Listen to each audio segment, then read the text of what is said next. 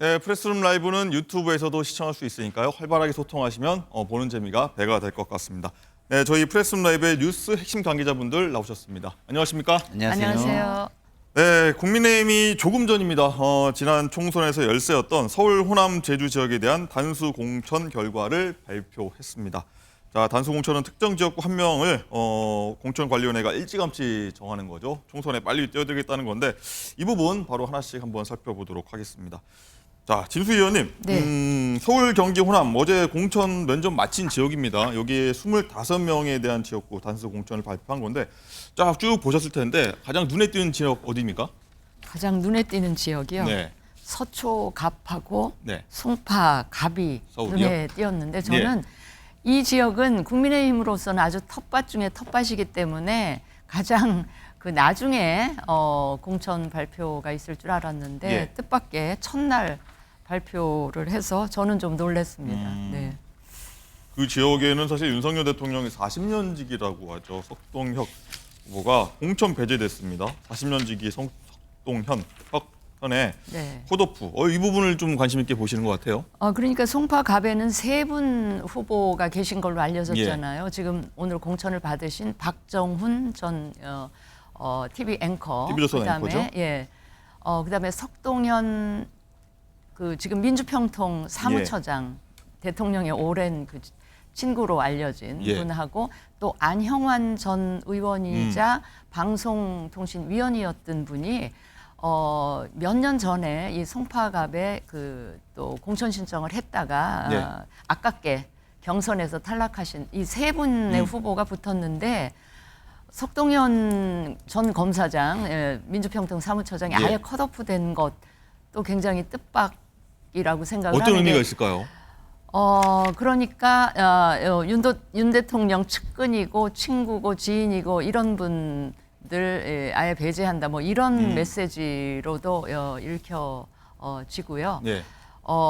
근데 제 생각에는 아마도 당 내부 자체적인 여론조사를 한번 해봤지 않았을까 싶어요. 그 여론조사를 통해서 저런 결론에 도달한 게 아닌가. 굳이 그 세 분들 사이에 경선을 할 필요가 없을 정도의 여론조사 수치가 나오지 않았나. 그런 그렇군요. 생각이 드는데 모르겠습니다. 자세한 구체적인 어때요? 내막은. 이제 뭐 총선이 본격적으로 시작됐다 이렇게 볼 수 있을 것 같은데 이거 빨리 선거운동 하라 이런 의미겠죠? 그러니까 지금 어려운 지역 있죠. 서울 지역하고 호남 지역 위주로 단수 공천 지역을 발표를 했는데 저는 뭐 서울의 다른 지역은 빨리빨리 공천 결정을 해주는 게 일찌감치 선거운동을 하게 해주는 데 도움이 되니까 그거는 제가 이해를 하겠는데 서초나 송파 갑을 이렇게 맨 처음 발표지에 포함됐다는 거는 좀 놀랍고요. 특히 서초 갑 같은 경우는 지금 조은희 전 구청장이고 보궐선거를 통해서 지금 국회에 들어오셨는데 조은희 현 의원 이외에도 관심을 가지고 공천 신청하신 분들도 꽤 있지 않나 싶은데 아예 그냥 단수 공천을 한 게 좀 눈에 띕니다. 아마도 조은희 의원이 구청장을 할 때 굉장히 그 좋은 평가를 서초 구민들한테 받았었기도 하고 지난번에 보궐선거를 통해서 한 2년 정도밖에 의정 생활을 안 했기 때문에 한 번 더 기회를 주는 게 좋겠다는 판단을 하지 않았나 싶습니다. 알겠습니다. 지금 국민의힘 공관위원장이죠. 단수 공천 결과를 냈던 지금 방금 브리핑을 준비 중인데 어떤 얘기하는지 한번 듣고 오겠습니다. 22대 국회의원 후보자 공천관리위원회는 국민에게 공천이 최고의 선거운동으로 다가설 수 있게 공정한 시스템 공천을 위해 노력하고 있습니다. 어제 면접 첫째 날이 진행됐습니다. 여러분도 아시겠지만 서울, 광주, 제주 지역입니다. 심사 평가를 실시했습니다. 공천 신청자의 유형별 평가 기준을 보면 국회의원 및 원외 당협위원장의 경우 경쟁력 40%, 이게 여론조사입니다. 그 다음에 도덕성 15%, 당 기여도 15%, 당무 감사 결과 20%, 면접 점수 10점입니다. 비당협 위원장의 경우 경쟁력 40%, 여론조사 했습니다. 도덕성 15%, 당 및 사회 기여도 35%, 면접 10% 점수를 합산해서 평가했습니다. 이를 토대로 총 25명의 단수 후보자를 의결했습니다. 선거구와 성명을 말씀드리겠습니다. 존칭이나 이런 거 생략하고 지역구하고 성명, 이름 발표하겠습니다. 총 25명, 서울 19명, 광주 5명, 제주 1명입니다. 예, 서울에 19분에 관해서 발표하겠습니다. 용산구 본영세, 광진구 갑 김병민, 광진구 을 오신환, 동대문 을 김경진, 강북구 갑 전상범, 도봉구 갑 김재석, 도봉구 을 김선동, 서대문구 갑 이용호, 강서구 갑 구상찬, 강서구 병 김일호, 구로구 갑 호준석, 구로구 을 태영호, 동작구 갑 장진영, 동작구 을 나경원, 관악구 갑 유종필, 서초구 갑 조은희, 송파구 갑 박정훈, 송파구 을 배현진, 강동구 을 이재영, 서울 19명입니다. 강주 5명 발표하겠습니다. 동구 남구 갑의 강형구, 동구 남구 을의 박은식, 서구 갑의 하헌식, 광산구 갑의 김정현, 강산구 을의 안태욱, 제주 한 분, 제주 을의 김승욱, 이렇게 총 25명에 관해서 단수 후보로 의결을 했습니다. 그리고 나머지 분들은 결정을 고려해가지고 나중에 경선이라든가 우선 추천, 재공모 이런 것들이 진행될 겁니다. 발표 내용은 여기 마치도록 하겠습니다. 혹시 질문이 있으면 몇 분 받고 우리 면접해야 됩니다. 네, 국민의힘 정영환 공관위원장이 방금 브리핑을 했는데요. 요약해보면 용산 권영세, 동작을 나경원, 송파을의 배현진, 그리고 이뇨한 전 혁신위원장 얘기가 나왔던 서대문 갑에는 이용호 의원이 됐네요. 자, 김상일 부대변인, 또 전체적으로 좀 어떻게 보셨습니까? 글쎄요, 뭐 제가 타 당의 공천이기 때문에 그 인물 면면은 좀 잘 모르겠어요. 네. 그렇기 때문에 이제 양지에 누가 갔느냐 뭐 이런 것들을 좀 봐야 되는 건데 그 대표적인 양지는 이제 송파하고 강남이겠죠. 네. 송파 강남에 뭐 배현진 의원하고 박정훈 전 TV조선 앵커 그리고 조은희 의원 이렇게 좀 간 건데요. 네. 뭐 지금 볼 때 여기까지는 뭐 특별하게 그렇게 뭐 그 어느 누구의 사람이 낙하산으로 꽂혔다 이렇게 좀 보이지는 않는 것 같아서 뭐 그래도 뭐 그렇게 비판할 구석이 많지는 않다 이렇게 생각은 들지만 네. 이게 단수 공천이라는 게 민주당으로 따지면 전략 공천 아닌가요? 그러면 예. 만약에 그게 이제 전략 공천이라면 전략을 세워서 공천을 하는 거잖아요. 그러면 이제 메시지가 있어야 돼요, 공천에. 근데 제가 볼 때 공천에 메시지가 잘 보이진 않는다. 그냥 기계적으로 뭐 했는데 비판할 대목이 그렇게 크게 눈에 띄지 않는다. 이 정도? 네. 그래서 뭐 공천이 최고의 선거운동이다라고 공관위원장께서 말씀을 해주셨는데 그냥 공천이 선거운동이 아니라 그냥 행정이었다. 이런 생각이 좀 드는 발표 아니었나 이런 생각이 듭니다. 네, 진현님. 제가 예. 네, 참고로 하나 말씀드리면 국민의힘에서 단수 공천은 어떤 지역에 해당이 되는가 하면 일단 그 지역에 공천 신청한 후보가 단수일 때 한 그 명일 때. 단수 후보가 꽤 괜찮은 그나마 경쟁력을 갖고 있다 하면 단수 공천을 해요. 예. 그런데 복수 후보가 있다 하더라도 단수 공천을 하는 지역은 어느 지역인가 하면 일단 그 내부적으로 여론조사를 주민 대상 여론조사를 돌려서 예. 1, 2위 격차가 한 20%포인트 이상 날 때 그때는 굳이 경선으로 안 가고 그냥 단수 추천을 하는 그런 원칙이 있어서 아마 거기에 준해서 오늘 서울 지역 발표를 한 게 아닌가 싶고요. 열세 지역인 호남이나 제주 같은 경우는 아마도 신청한 후보가 단수이지 않았을까 뭐 그런 네, 짐작을 해봅니다. 네. 만약에 뭐 말씀하신 대로라면 저 같으면 뭐 제가 아니니까 국민의힘은 저 같으면 그걸 좀 나눠서 했을 거예요. 한 명만 신청한 곳 그거는 거기대로 험지임에도 불구하고 이렇게 용기 있게 출마하신 분들이다라고 소개를 하고 예. 그다음에 복수로 추천한 데는 이렇게 복수인데 이렇게 공정한 경선을 통해서 이런 기준을 통해서 이렇게 나눠서 발표했다라고 했으면 좀 선명하게 보였겠다. 공정성을 강조하고 호남이나 이런 데는 또 역시 호남을 나눠서 이렇게 우리에게 험지인 곳에 이렇게 뭐 어떤 지역에 그동안에 있었던 벽을 깨주기 위해 이렇게 용기 있는 출마를 했다. 이렇게 했을 것 같은데 저는 그런 부분이 좀 아쉽다는 거죠. 예년에는 보인다? 그렇게 했어요. 예년보다 후퇴했네요. 알겠습니다.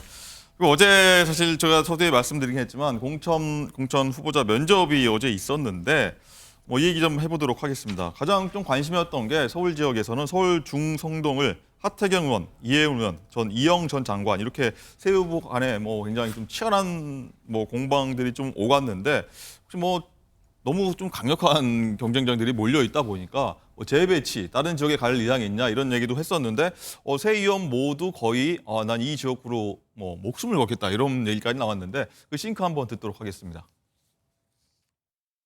지역구 조정 생각이 있느냐 해서 저는 남은 정치 인생을 중성동을에 바치겠다고 했고 절대 다른 곳에 갈 수 없다는 제일 먼저 공천을 신청한 사람으로서 다른 데 옮겨갈 생각이 전혀 없습니다. 이미 충분히 고민했고 타당한 결정을 했는데 그 부분은 앞으로도 협조할 의지가 있는 거고요. 다만 지금 저는 유권자분들을 만나면서 뛰고 있는데 네, 이영 전 의원은 조금 여지를 남겨둔 것 같은데 자 어떻게 보십니까, 진 의원님? 이 당에서는 좀 너무 강력한 경쟁자들이라 한 곳에 몰리면 좀 아깝다, 다른 지역에 좀 놔서 경쟁했으면 좋겠다 이런 의견이 있어서 재배치 얘기 나오는데 어떻게 정리될 거라고 보십니까? 아니 저 지역에 저렇게 몰리는 이유가 있습니다. 네. 왜냐하면 지금 국민의힘에서 중성동 갑 지역과 중성동 을 지역에 두 그 전직 그 원외위원장이 둘 다 나왔죠? 불출마를 예. 선언을 했어요.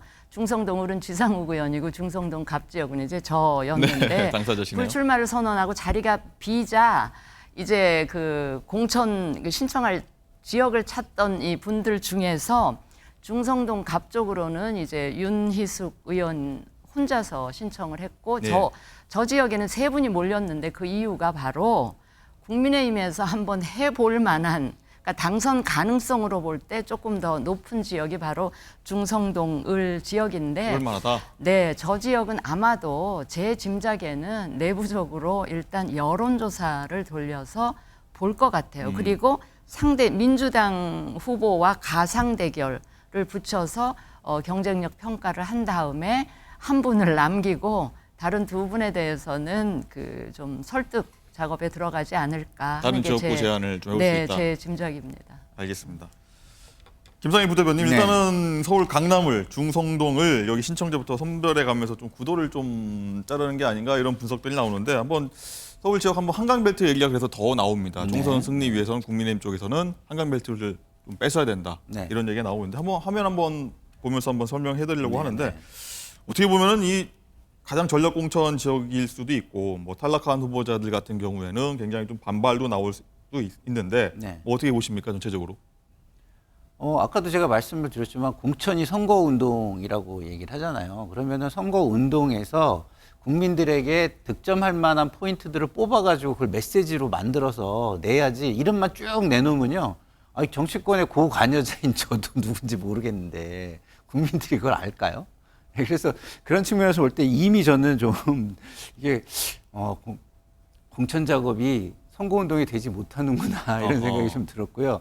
근데 이제 기본적으로 이제 가장 이제 이슈가 되는 거는 경쟁자가 몰리는 지역들일 거예요. 몰리는 지역들인데 그 지역에서도 또 어떻게 조정하고 그 조정의 메시지가 어떻게 국민에게 전달되느냐 그게 가장 중요할 거라고 저는 생각을 합니다. 그래서 한강벨트도 그런 거잖아요. 한동훈 위원장은 기존의 한강벨트에 있는 인사들의 면면을 특성을 감안해서 예. 거기에 맞춤형으로 해가지고 그 지역을 탈환하겠다 이런 걸 좀 한 거거든요. 그럼 공관위도 그거에 맞춰가지고 이렇게 짜고 발표하고 이런 게 좀 필요한데 좀 손발이 조금 안 맞는 모습 같다라는 생각은 저는 좀 하고 있습니다. 알겠습니다.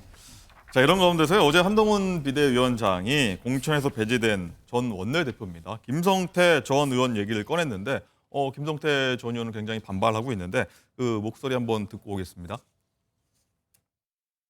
우리 당은 이번에 우리가 도입한 시스템 공천의 과정을 존중해야 합니다.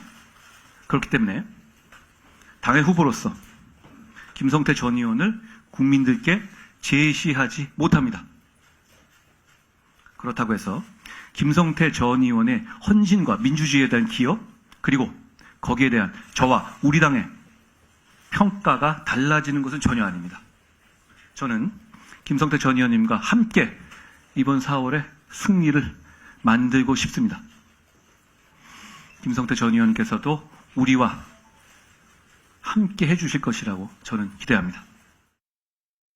네, 김성태 전 의원 공천 배제돼서 좀 반발하고 있고 지지자들도 사실 뭐 굉장히 어제 뭐 많은 얘기를 했다고 하는데 장관 기자 어떤 일들이 있었죠 어제? 김성태 전 의원의 지지자들이 당사 앞에서 이 컷오프에 대해서 이거를 철회하라 이런 네. 반발이 있었고요. 그리고 김성태 전 의원 같은 경우에는 뇌물수수 혐의로 대법원에서 징역 1년 그리고 집행유예 2년이 확정이 됐다가 사면 복권이 되긴 했습니다. 네. 하지만 국민의힘에서는 이 채용 비리에 대해서는 사면 복권이 되더라도 공천에서 원칙적으로 배제를 한다 이렇게 얘기를 했었거든요. 그래서 부적격 판정을 받았습니다. 김성태 의원 측에서는 윤석열 대통령의 측근들, 그러니까 이철규, 박성민 의원 등이 자신들과 친한 박대수 비례의원을 꽂아주기 위해서 자신을 향해 짜맞춘 프레임이다 이렇게 주장을 해왔거든요.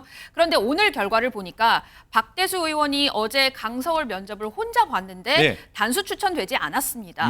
그리고 어찌됐든 한동훈 위원장은 김성태 의원의 부적격 사안에 대해서 다시 한번 저렇게 못을 박은 상황입니다. 어떻게 될지 사실 궁금한 부분인데 진 의원님 일단은 네. 헌신이나 어떤 당에 기여한 부분 잘 안다. 근데 후보로는 국민께 제시하지 못한다는 게 한동훈 위원장 말인데 말 여러 가지 말이 나오는데 어떻게 보십니까? 뭐 구제해야 된다 아니다 어떻게 보십니까?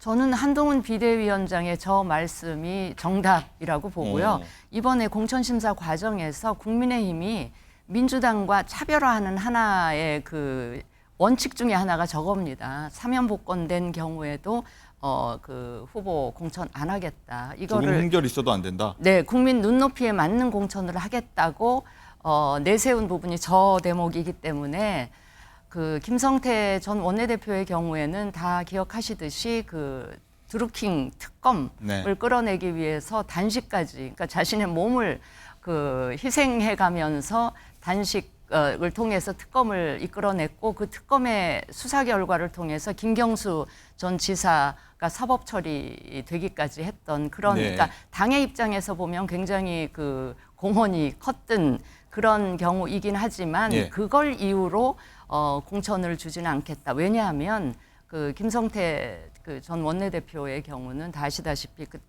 딸 채용 비리 관련해서 대법까지 가서 유죄 판결을 받고 이제 사면 복권된 케이스이기 때문에 네. 저런 개인적인 허물까지 당에 대한 공헌으로 다 덮는 거는 국민 눈높이 안 맞다 이런 판단을 한 것 같고요. 최근에 한동훈 비대위원장도 그렇고 정영환 공관위원장도 왜 곱셈 공천이라는 용어를 쓰시잖아요. 한동훈 위원장이 했죠. 네, 그게 아마도 다른 지역 공천 다 잘해놓고도 한 지역의 공천을 잘못하면 곱하기 0이 되니까 그냥 0이 되는 거죠. 그냥 0이 되는 그런 공천보다는 그런 공천은 안 하겠다라는 그런 그 강한 의지의 표현이 아닌가 싶어서 네. 아마도 김성태 전 원내대표가 당을 위해서 헌신하고 공을 세운 거는 다른 식으로 보상을 당 차원에서 해 드릴 수 있지 않겠나 그런 생각이 듭니다. 다른 네. 보상이라면 뭐가 있을까요? 예를 들어? 뭐 정부 뭐 산하 기관이라든지 그런 데서 일할 수 있는 그런 기회를 드릴 수 있는 여지도 이게 또 여당이기 때문에 또 가능한 거니까요.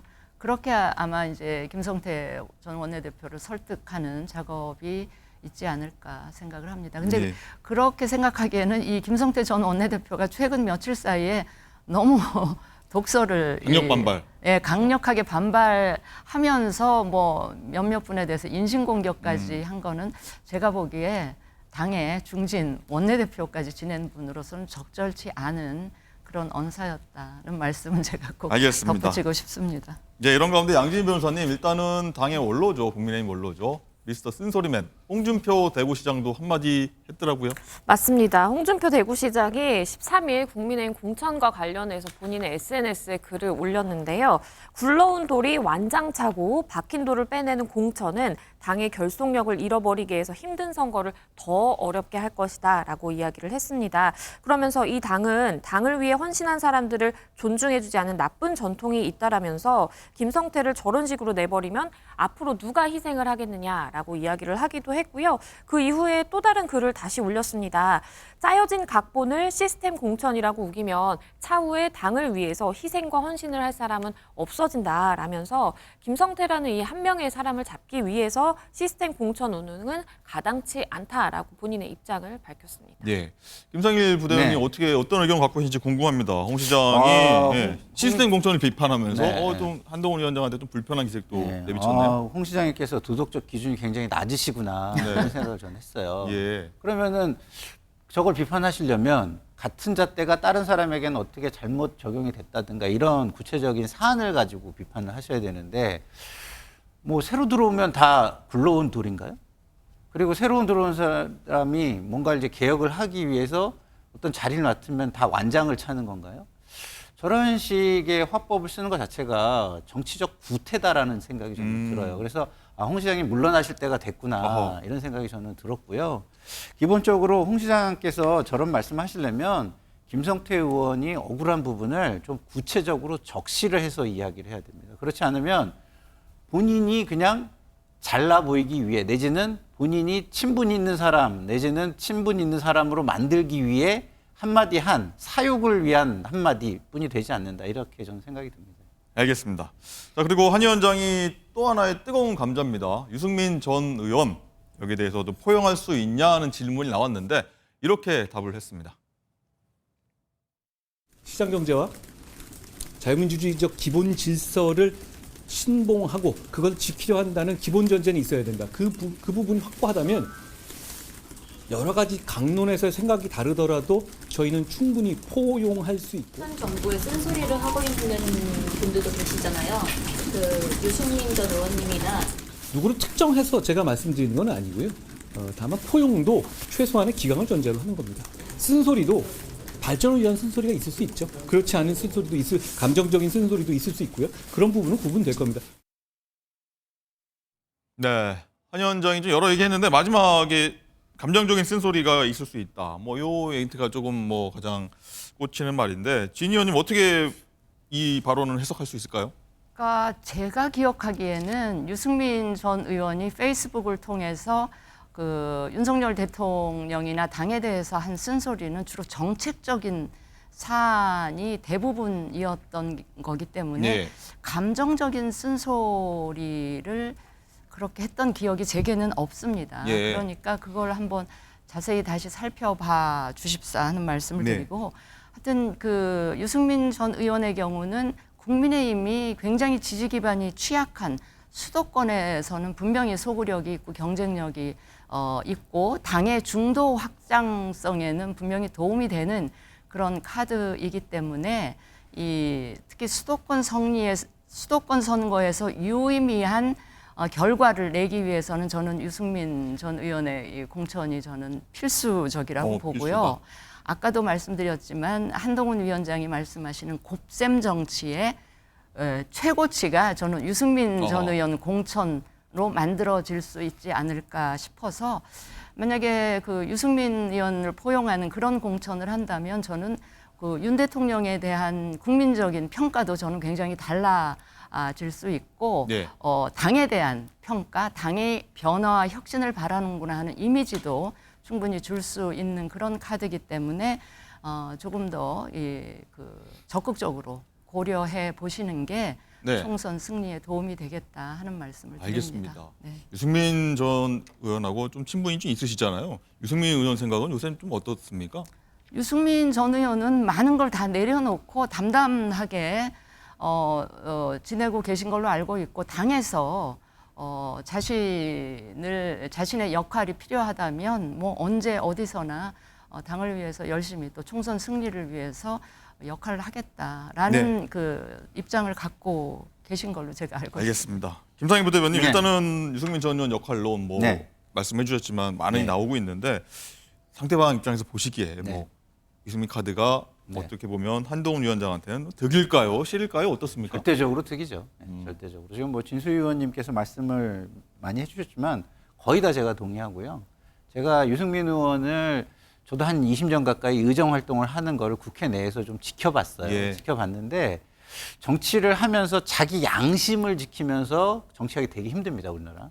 그리고 민심을 받들면서 정치하기가 또 쉽지가 않아요. 그게 왜 그러냐면 그게 우리가 말하는 정치 개혁에서 중앙당의 폐해, 줄 세우기 정치예요. 그것 때문에 어렵습니다. 근데 제가 볼 때 유승민 의원이 그동안 보여준 의정 활동은 상당히 합리적이었고 그리고 정책적으로 우리하고 조금 보수 진영에서 좀 멀어져 있는 사람까지도 끌어안으려는 법안이나 이런 걸 내면서 포용적인 정책을 많이 하셨어요. 그렇기 때문에 굉장히 중도 확장성이 굉장히 크다라는 생각이 좀 들고요. 네. 그리고 항상 이야기하실 때 보면은 그 언어에 있어서 좀 인티그리티라는 게 좀 느껴지거든요.